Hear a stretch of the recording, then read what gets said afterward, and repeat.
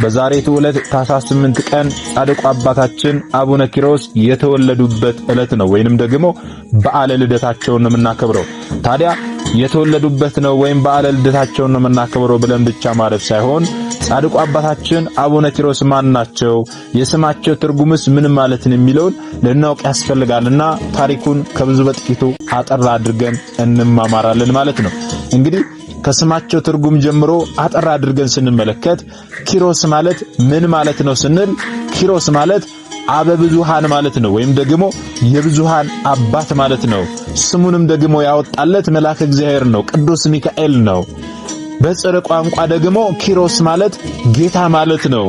እንግዲህ የጻድቁ አባታችን የአቡነ ኪሮስ እናትና አባቱ ማን ናቸው ስንል አባቱ ንጉሠ ሮም ነው፣ ወይም ደግሞ የሮም ንጉሥ ነው፣ አብያ ይባላል። እናቱ ደግሞ ሜናሴር ወይም ደግሞ አንስራ ትባላለች። ታዲያ እነዚህ ቅዱሳን እናትና አባቱ እግዚአብሔርን የሚፈሩ ደጋግ ክርስቲያኖች ነበሩ። ለዘመናት እንደ ሕግጋቱ የሚኖሩ ፈሪሃ እግዚአብሔር በውስጣቸው ያደረ ነበረ። ነገር ግን ለዘመናት ልጅ በማጣት ይሰቃዩ ነበረ። ለ30 ዘመን ወይም ደግሞ ለ30 ዓመት ልጅ በማጣት ከኖሩ በኋላ እግዚአብሔር አምላክ ልጅ እንዲሰጣቸው ወደ ፈጣሪያቸው ቢያለቅሱ፣ ወደ ፈጣሪያቸው ቢለምኑ የተባረከ ልጅ ስጠን፣ የተባረከች ልጅ ስጠን እያሉ ወደ እግዚአብሔር ቢጸልዩ፣ ቢያነቡ፣ ቢያለቅሱ እግዚአብሔር አምላክ የለመኑትን የማይነሳ አምላክ ነውና ጾማቸውን፣ ጸሎታቸውን፣ ልመናቸውን ተቀብሎ ፈጣሪ ፈቅዶላቸው 2 ልጆችን ሰጣቸው። የመጀመሪያ ልጃቸውን ቴዎዶሲዮስ ብለውታል። ሁለተኛ ልጃቸውን ደግሞ ዲላሶር ብለውታል ማለት ነው። ልብ በሉ። የጻድቁ አባታችን የአቡነ ኪሮስ የቀድሞ ስማቸው ዲላሶር ይባላል። ታዲያ ስለ ጻድቁ አባታችን ስለ አቡነ ኪሮስ መጽሐፈ ገድላቸው ሲናገር እንዲህ ይላል። የፊቱ ደም ግባት ያማረ፣ ቁመቱ እንደ ዘንባባ ዘለግ ያለ፣ ዓይኖቹ እንደ አጥቢያ ኮከብ ደስ የሚያሰኙ፣ ጥርሶቹ እንደ በረዶ ነጭ ሆኑ፣ የመልኩ ደም ግባት እንደ ጽጌረዳ ቀይ ነበረ ብሎ ስለ ጻድቁ አባታችን ደም ግባት፣ ስለ ጻድቁ አባታችን ውበት ይናገራል ማለት ነው። ታዲያ አባቱ ከሞተ በኋላ ታላቅ ወንድሙ ቴዎዶሲዮስ ለ3 ዓመት ነገሰ። መጀመሪያ እንዳልነው የጻድቁ አባታችን የአቡነ ኪሮስ አባት ንጉሠ ሮም ነው፣ ወይም ደግሞ የሮም ንጉሥ ነው ብለናል። ታዲያ አባቱ ሲሞት ልጁ ነገሰ። የመጀመሪያ ልጁ ደግሞ ቴዎዶሲዮስ ነው። ቴዎዶሲዮስ ለ3 ዓመታት ነግሷል። በዚህ ጊዜ ዲላሶር ወይም ደግሞ አቡነ ኪሮስ ከአባቴ የሚደርሰኝን ሀብት ንብረት ስጠኝ ብሎ ታላቅ ወንድሙን ቴዎዶሲዮስን ጠየቀው። በዚህ ጊዜ ቴዎዶሲዮስ ለጻድቁ አባታችን ለአቡነ ኪሮስ ወይም ደግሞ ለዲላሶር የሚገባውን መስጠት ሲገባው አንተ ታናሽ ነህ፣ የኔ የሆነ ሁሉ ለአንተ ማለት ነው፣ ስለዚህ ምንም የምሰጥ ነገር የለም ብሎ ጻድቁ አባታችንን ከለከለው። ጻድቁ አባታችን አቡነ ኪሮስ ወንድሙ በነገሰበት በዚያ ጊዜ በከተማ ውስጥ የሚሰራውን አመጽ ተመልክቶ በከተማ ውስጥ ግፍ በመብዛቱ ብዙ መከራ ብዙ ስቃይ እየበዛ በመሄዱ ይህንን ነገር ሁሉ በከተማ ቁጭ ብዬ ከመመለከት ከዚህ ልጠፋ ይገባኛል ብለው ጻድቁ አባታችን ይህንን ግፍ ይህንን መከራ ከመመለከት ብሎ ሀብት ንብረቱን ሁሉ ትቶ ዓለምን ንቆ ቀጥ ብሎ ወጥቶ ሄደ። ታዲያ ከከተማም ወጥቶ በሌሊት ሲሄድ ሳለ አንድ በዓት ታገኘና በዚያች በዓት ውስጥ 10 ቀን ሰነበተ።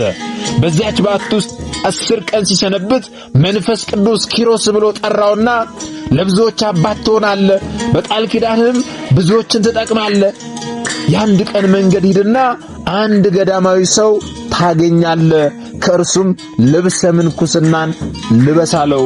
ታዲያ ጻድቁ አባታችን ሲሄድን ሳለ ከራስ ጸጉሩ እስከ እግር ጥፍሩ ድረስ በጸጉር የተሸፈነ ግርማው የሚያስፈራ አንድ መነኩሴ ያገኘ። ያ መነኩሴ አባ በብኑዳ ይባላል። አባ በብኑዳን አገኘውና ወደ አባታችን ወደ አባ በብኑዳ ቀርቦ ከርሳቸው ተባረከ። አባ በብኑዳም ኪሮስ ሆይ እንደኔ መሆን ትፈልጋለህን ብለው ጠየቁት። አባ ኪሮስም አዎ እንደርሱ መሆን እፈልጋለሁ ብሎ መለሰ። በብኑዳም ወዲያው ደመና ጠቅሶ ወደ ገዳማ አስቄጥስ ሄዶ ከአባ ተርዋ ዘንድ አልባሰ ምንኩስናን አምጥቶ ለአባ ኪሮስ አለበሰው። አባ ኪሮስም ገና በልጅነት ዕድሜው ጨዋታ ሳያጓጓው መጫወት አለብኝ መኖር አለብኝ ሳይል ዓለምን ንቆ ሀብት ንብረቱን ሁሉ ትቶ የዓለም ነገር ሁሉ አላፊ ጠፊ መሆኑን ተገንዝቦ ምንም ነገር ሳያጓጓው ገና በ17 ዓመቱ መነኮሰ። ከአባ በብኑዳ ዘንድ መንኩሶ ለአባ በብኑዳ እየታዘዘ መኖር ጀመረ። ታዲያ ለአባ በብኑዳ ገናናው መልአክ ሊቀ መላኩ ቅዱስ ሚካኤል ሁል ጊዜ በሰርክ ሰዓት ላይ ህብስት ሰማያዊ ጽዋ ሰማያዊ ያመጣ ይመግባቸው ነበረ።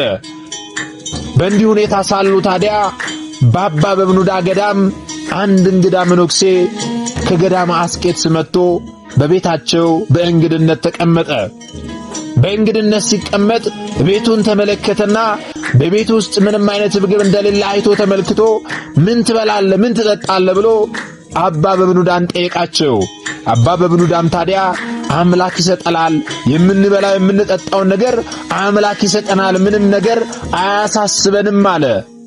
ያ መነኩሴ በእንግድነት የመጣው ያ መነኩሴ ታዲያ እንዴት እንደኛ ሰው አይደለምን? እርሱ ሰው ሆኖ ሳለ እንዴት እግዚአብሔር ይሰጠናል፣ እንዴት እግዚአብሔር ይመግበናል ይላል ብሎ በልቦናው ሲያስብ ሳለ በልቦናው የሚያስበውን ይህንን የጥርጣሬ ሐሳብ አባ በብኑዳ በመንፈስ ቅዱስ ተረድቶ ለምን እንዲህ ታስባለህ? እኔም እንዳንተ በደለኛና ኃጢአተኛ ነኝ አለው። ከዚህ በኋላ የሰርክ ጸሎታቸውን አድርሰው ሲጨርሱ መዓዛው ልዩ የሆነ ህብስትንና ወይንን ቅዱስ ሚካኤል አመጣላቸው። ቅዱስ ሚካኤል ይህንን ሰማያዊ ህብስትና ሰማያዊ ጽዋ አምጥቶ ለአባ በብኑዳ ሲሰጠው ያ በእንግድነት የመጣው መነኩሴ አልተመለከተም አልታየውም ነበርና ወይም ደግሞ ቅዱስ ሚካኤል ለዛ እንግዳ ለሆነ መነኩሴ አልታየውም ነበርና ህብስቱን አይቶ ያ እንግዳ መነኩሴ ይህ መሰሪ መነኩሴ እያለ ሲያስብ አሁንም በልቦና ያሰበውን ነገር አባ በብኑዳ ለምን እንዲህ ታስባለህ? ለምንድነው እንዲህ አይነት ሐሳብ ወደ አይምሮ የሚመጣው? እኔ መሰሪ አይደለሁም ብሎ አባ በብኑዳ አሁንም በልቦና ያሰበውን ነገር አስቀድሞ ለምን እንዲህ ታስባለህ? እንዲህ ማሰብ የለብህም አለው። በዚህ ጊዜ ያ በእንግድነት የመጣው መነኩሴ እጅጉን አድንቆ በልቦና የሚያስበውን ነገር ሁሉ አባ በብኑዳ ማወቁን እጅጉን አድንቆ ተቀምጦ ከነርሱ ጋር ተመገበ። ያ እንግዳ መነኩሴ ግን ክፉ ሐሳብን አሁንም አሰበ። ከነርሱ ጋር ሲመገብ ሳለ ከህብስቱ ቀንሶ በልብሱ ደብቆ ወደ ገዳማ አስቄጥስ ይዞ ሄደ። ይዞ መሄድ ብቻ ሳይሆን ይዞ ከሄደ በኋላ መነኮሳትን ሰብስቦ ያን በረድ የሚመስል ህብስት አሳያቸው። ካሳያቸውም በኋላ ደግሞ እነዛ እርሱ የሰበሰባቸው በገዳማ አስቄጥስ ያሉ መነኮሳት ይህንን የታገኘው ከየት አመጣኸው እያሉ ጠየቁት። እርሱም ታዲያ በዮርዳኖስ ገዳም በብኑዳ የሚባል መሰሪ አለና ኑ ተከተሉኝና ሄደን እናምጣው እያለ ሲናገር ገናናው መልአክ ሊቀ መላኩ ቅዱስ ገብርኤል መጣ። ቅዱስ ገብርኤል መጥቶ ያችን ደብቆ ሸፍኖ ይዟት የመጣውን ነገር ያችን የህብስት ስባሪ ከእጁ ነጥቆ ወደ ሰማይ ወጥቶ ለሥላሴ ሰገደ ቅዱስ ሚካኤል። ታዲያ እግዚአብሔርም በብኑዳ መልካም አላደረገም አለ። የተቀደሰውን ለውሻ በመስጠቱ በአንበሳ ተሰብሮ ይሞታልና አለው። ህብስቱን በበረሃ ለሚኖር ፊሊሞና ለተባለ ገዳማዊ ሰው ሂድና ስጠው አለው። ቅዱስ ሚካኤልም እንደታዘዘ ሄዶ አደረገ። ሄዶ ሰጠ። ፊሊሞና ለተባለው ገዳማዊ ሰው ሰጠው። ያ ወደ ገዳማ አስቄጥስ ይዞ ሄደ። መነኮሳትን ሰብስቦ ሲያሳያቸው የነበረው መነኩሴ ግን ሰብስቧቸው ያንን ሲላቸው ስለነበረ ኋላም ከእጁ ላይ መነጠቁን ሲመለከቱ መነኮሳቱ የተሰበሰቡት መነኮሳት እጅጉን ደነገጡ። ደንግጠውም እኛ መምህራንና ፈራጅ ማን አደረገን? እኛ ምን አገባን? ለምንድነው የምንፈርደው? ብለው በዚያው ቀሩ። ከዚህም በኋላ ያ እንግዳ ሆኖ ወደ አባ በብኑዳ ገዳም በእንግድነት የመጣው መነኮስ ወደ ባቱ ሄዶ ታንቆ ሞተ። ታዲያ ለአባ በብኑዳም ይመጣለት የነበረው ምግብ ተቋረጠ። አባ ኪሮስም የእጽዋት ፍሬ እየፈለገ ያመጣ ነበረ። ታዲያ ከዕለታት በአንደኛው ቀን ምግብ ፍለጋ ወደ ሌላ ቦታ ሄዶ ሳለ የኬልቆዶን ንጉሥ ሞቶ ለቅሶ እጅጉን ደምቆ ፈረሰኞች ተሰልፈው ካህናት በማዕጠንት በዝማሬ ሲያሸበሽቡ አይቶ ጻድቁ አባታችን አቡነ ኪሮስ ወደ አንዱ ጠጋ ብሎ ይህ ምንድነው? ምን እየተከናወነ ነው ብሎ ጠየቀ። ያም ሰው ታዲያ የኬልቄዶን ንጉሥ ሞቶ ነው ብሎ ነገረው። አባ ኪሮስም ንጉሥ ልጁን የዳረ መስሎኝ ነው ብሎ እያደነቀ አንድ ሰው ሲሞት ይሄ ሁሉ ሐሴት፣ ተድላ፣ ደስታ መደረጉ ገርሞት ይህንን እያደነቀ ወደ በዓቱ ቢሄድ አባ በብኑዳን አንበሳ ሰብሮ ስጋውን በትኖ ሲበላው ደረሰ። በዚህ ጊዜ እጅጉን አዘነ። አንበሳውን ተራምዶ እጅጉን አምርሮ አለቀሰና ጌታዬ ሆይ አለ፣ በዓለም በቤተ መንግሥት ሲበሉ ሲጠጡ የኖሩትን ሞታቸውን ታሳምራለህ። ቤቱን፣ ሀብቱን፣ ንብረቱን፣ ሚስቱን፣ ልጁን ትቶ ደግሞ በዋሻ በገደል በጾም በጸሎት የሚኖረውን ስጋውን ላራዊት ታስበላለህ። ይህንን የፍርድህን ነገር ሳላውቅ በሕያው ስምህ እምላለሁ ከዚህ ምድር አልነሳም ብሎ በእግዚአብሔር ስም ምሎ በምድር ላይ ወደቀ። ወገኖቼ ጌታ ሆይ ለምንድን ነው ይህንን ፍርድ የሰጠው? በዓለም ያሉትን በቤተ መንግሥት የሚበሉ የሚጠጡትን ሞታቸውን ታሳምራለህ። በገደል በጾም በጸሎት ተወስነው እየተጋደሉ የሚኖሩትን ደግሞ ስጋቸውን ለአራዊት ለምን ታስበላለህ? ይህንን የፍርድህን ነገር ማወቅ አለብኝ። ለምን ይህንን ፍርድ እንደፈረድህ እስከማውቅ ድረስ በሕያው ስምህ እምላለሁ ከዚህች ምድር አልነሳም ብሎ ወደቀና ጻድቁ አባታችን አቡነ ኪሮስ ለ40 ዓመታት ግማሽ አካሉ በስብሶ አፈር እስከሚሆን ድረስ፣ ግማሽ አካሉ ደግሞ ሳር እስከሚበቅልበት ድረስ፣ ስጋው እስኪያልቅ ድረስ ለ40 ዓመታት በምድር ላይ ወድቆ በጾም በጸሎት በገደልና በስቃይ ምድር ላይ ወድቆ ጸለየ። ዛሬ የጻድቁ አባታችን የአቡነ ኪሮስን ስዕላቸውን ስትመለከቱ መሬት ላይ ወድቀው ሳር ላዮቻቸው ላይ በቅሎባቸው ይሳላሉ። ይህም ደግሞ ከታሪካቸው ጋር የሚያያይዘው ነገር ስላለ ነው አሁን ያነሳ ነው ማለት ነው። ታዲያ ለ40 ዘመን ለ40 ዓመታት ስጋቸው እስኪያልቅ ድረስ በጾም በጸሎት በገድል በስቃይ በመሬት ላይ ወድቆ ከጸለየ በኋላ ጌታችን መድኃኒታችን ኢየሱስ ክርስቶስ ተገልጦ እንዲህ አለው፣ ታጋይ አርበኛ ኪሮስ ሆይ ሰላም ላንተ ይሁን ሲለው ጻድቁ አባታችን ማንህ ብሎ ጌታችንን ጠየቀው። ጌታችን በዚህ ጊዜ መልአከ እግዚአብሔር ነኝ አለው። መልአከ እግዚአብሔር ከሆንክ በስመ አብ ወወልድ ወመንፈስ ቅዱስ በል አለው። ጌታችንም ታዲያ በስመ አብ በስመ ወልድ በስመ መንፈስ ቅዱስ አለ። ጻድቁ አባታችን አቡነ ኪሮስም በስመ አብ ወወልድ ወመንፈስ ቅዱስ ሲልለት እውነትም የእግዚአብሔር መልአክ መስሎት ከወደቀበት ለ40 ዓመቱ ሙሉ ወድቆ ከጸለየበት ቦታ ለመነሳት ቢፈልግም ግማሽ አካሉ በስብሶ ስለነበረ፣ ግማሽ አካሉ ሳር በቅሎበት ስለነበረ ወዲያው ብድግ ብሎ ቆሞ መነሳት ስላልቻለ፣ መቆም ስላልቻለ መነሳት እንዳቃተው ባየ ጊዜ እግዚአብሔር አምላክ ምድርን ተናገራት። ስጋውን እንድትለቀው አዘዛትና ወዲያውኑ ጻድቁ አባታችን አቡነ ኪሮስ ፈጥኖ ተነሳ። ከዚህ በኋላ ሰውነቱን ቢዳስሰው እንደ ሕፃን ሆነ። ጌታችን እንደ መብረቅ ሲለዋወጥና መላእክት ሲሰግዱለት አይቶ ጌታችን መድኃኒታችን ኢየሱስ ክርስቶስ መሆኑን ተረድቶ በምድር ላይ ተደፍቶ ለእግዚአብሔር አምላክ ጻድቁ አባታችን ሰገደ። ጌታችንም ኪሮስ ሆይ ሀብት ንብረቴን ሳትል መንግሥትን ሁሉ ትተ ወንድሞችን ሁሉ ትተ የመነንክልኝ የማርያም ልጅ ኢየሱስ ክርስቶስ ነኝ አለው። ከዚህም በኋላ አንተም ብዙ ክብርን ታገኛለህ። በምድር ላይ እንዳንተ ትዕግስተኛ አላገኘውም። ቅድሳቴን ለእንግዳው መነኩሴ በመስጠታችሁ በብኑዳን አንበሳ እንዲሰብረው አደረግኩ፣ ምክንያቱም በፊቴ እንዳይወቀስ ነው አለው።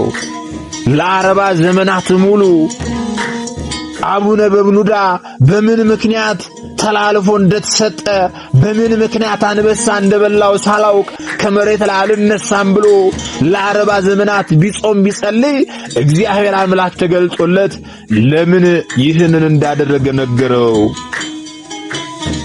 ቅድሳቴን ለእንግዳው መነኩሴ በመስጠታችሁ በብኑዳን አንበሳ እንዲሰብረው አደረግኩ፣ ምክንያቱም በፊቴ እንዳይወቀስ ነው አለው። በዚህ ጊዜ ጻድቁ አባታችን አቡነ ኪሮስ ጌታ ሆይ ፍርድህ ቅን ነው፣ ፍርድህ ትክክል ነው ብሎ እግዚአብሔር አምላክን አመሰገነ። ከብዙ ዘመናት በኋላ ጻድቁ አባታችን አቡነ ኪሮስ የሚያርፍበት ቀን በደረሰ ጊዜ ጌታችን መድኃኒታችን ኢየሱስ ክርስቶስ እልፍ አእላፍ መላእክትን፣ ጻድቃን ሰማዕታትን፣ እናታችን እመቤታችን ቅድስት ድንግል ማርያምን አስከትሎ ወደ ጻድቁ አባታችን ወደ አቡነ ኪሮስ መጣ። ሞትህ ሞት አይደለም ካለው በኋላ የገድልህን መጽሐፍ የሚጽፈውን፣ የሚያነበውን፣ የሚሰማውን፣ በምድር ላይ መታሰቢያህን የሚያደርገውን፣ ዕጣን ጧፍ ዘብ የሚሰጠውን በደብረ ጽዮን በማደርገው የሺህ ዓመት በዓል ከኔ ጋር አስቀምጠዋለሁ። የኃጢአቱንም ደብዳቤ እፍቅለታለሁ፣ በጎ ዋጋን እከፍለዋለሁ። መካኖች ገድልህን አቅፈው ቢያለቅሱ፣ ጸበልህን ቢጠጡ፣ ስምህን ቢጠሩ የመካኒቱን ማኅፀን እኔ እከፍታለሁ፣ የሚሞትባቸውን እንዳይሞትባቸው አደርጋለሁ አለው።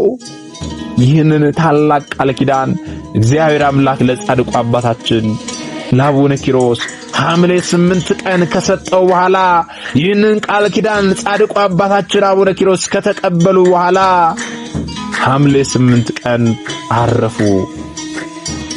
ጻድቁ አባ ባውማም ስጋውን ቀብሮ ገድሉንም ጽፎ በየአብያተ ክርስቲያናቱ ወደ የገዳማቱ ላከ። ስለዚህ ዛሬ ስለምንድነው የጻድቁ አባታችን የአቡነ ኪሮስን ዓመታዊ ክብረ በዓል የምናከብረው ስንል በዓለ ልደታቸውን ነው፣ የተወለዱበትን ነው። ዛሬ እኔ ማውቃትን ስለ ጻድቁ አባታችን ስለ አቡነ ኪሮስ ለእናንተ ነገርኩ። ስለዚህ በቃል ኪዳናቸው ምህረትን አገኛለሁ።